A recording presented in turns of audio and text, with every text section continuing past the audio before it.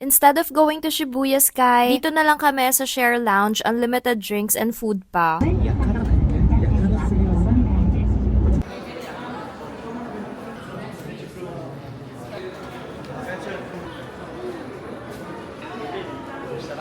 Hanap tayo ngayon ng makakainan natin.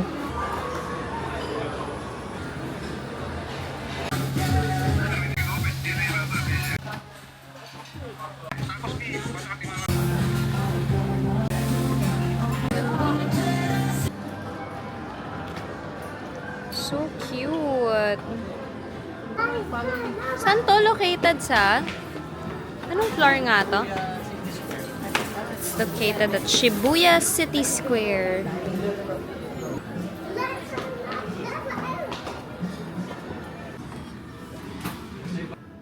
Oh, one day pala siya. May one day din. Wear this. Need to wear your ID.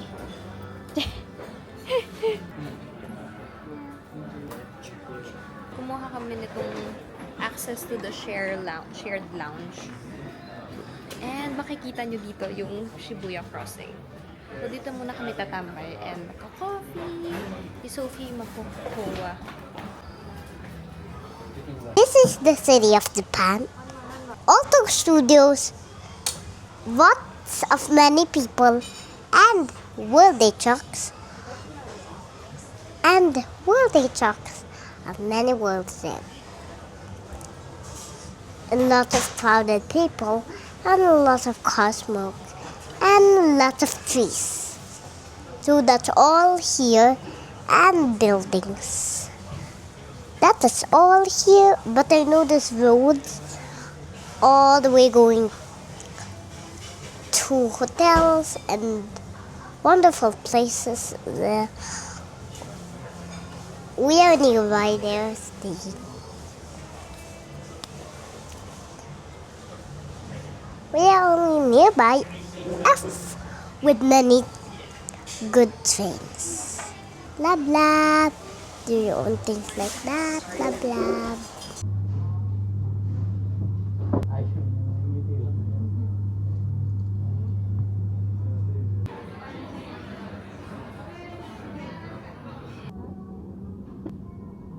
So, yan, pwede kayo magstay dito. May food, drinks, may coffee, beer, soda, juice, may mga bread din, tapos biscuits. For going inside, may 2 plans naman silang i-offer, with or without alcohol. Ayan, pwede kayong kumuha ng kahit ano dyan na kaya nyong makonsume. Kami, nag-ice cream lang kami, tsaka coffee. Tapos, konting biscuits. Si Sophie, kahit nag-rice na siya before this, yan, nag-bread pa din siya. Favorite niya dito yung pretzels. Kasi nga naman, chocolate. Nag-ice cream din pala siya niyan with mga cereal toppings. Tayo, coffee is life. Nakakita din pala kami ng mga nag-go-kart dito. Wala lang ang saya, 'di ba? Gusto ko din matry ito. Pero tsaka na siguro kapag kaya ko nang maiwan si Sophie. Kasi parang 1 hour din ata to. Oh, ang daming tao.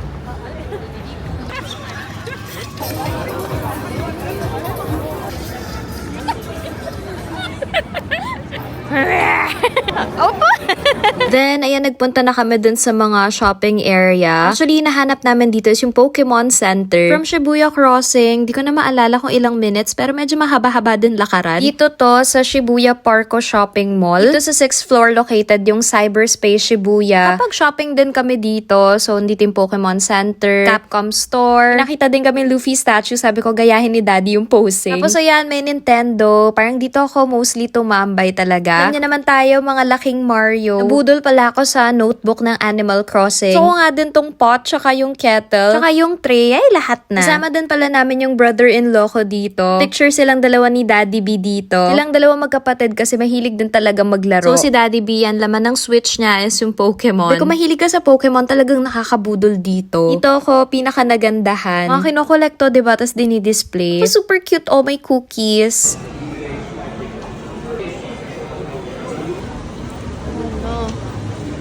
Then, hindi namin alam, may Disney store pala dito. Siyempre, hindi namin pinalampas yan. Pumasok kami and namili din kami dito ng mga pampasalubong. Going up the tower. Hi! Oh my goodness. Super cute. Si Stitch. It's Eeyore.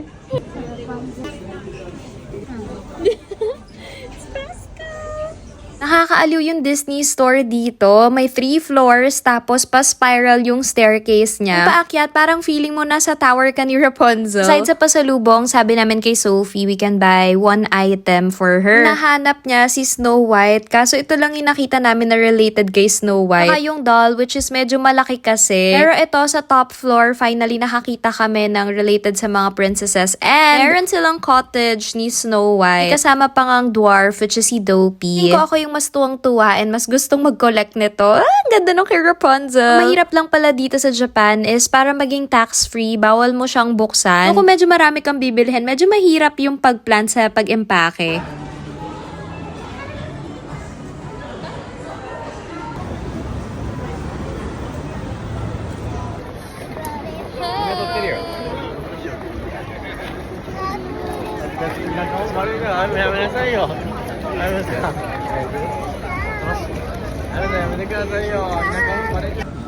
Yeah, let's go. Donkey, donkey!